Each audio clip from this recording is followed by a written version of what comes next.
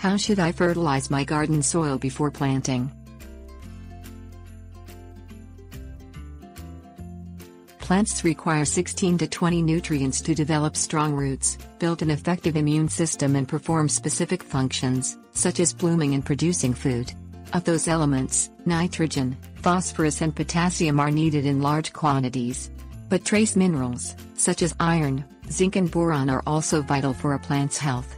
While they absorb some nourishment, such as carbon and hydrogen, from the air, vegetation gets most of its sustenance from the ground. As preparation for planting a garden, get your soil tested. Follow the fertilization recommendations the lab report provides, as well as a few general guidelines. Things you'll need: hoe, pickaxe, shovel, rototiller, as needed, manure, recommended fertilizers, spreader, rake. Remove weeds, grass and rocks from the planting site. Break the ground to a depth of 6 to 9 inches with a pickaxe and shovel. Use a rototiller over large areas. Spread a 2 to 3 inch layer of manure or other organic matter over the turned soil. Till it 6 to 9 inches into the soil. The amendment improves water and air circulation underground. It also stores nutrients in the soil particles for slow release to the plants. Broadcast the fertilizers recommended in your soil test report over the planting bed.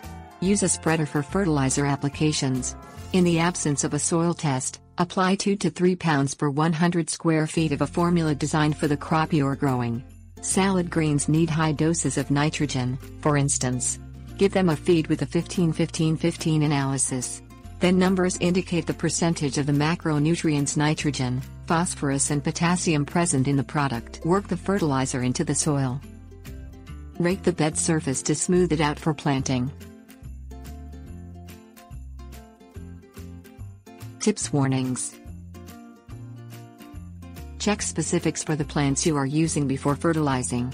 Some trees and shrubs, for instance, do not require fertilizer at planting time.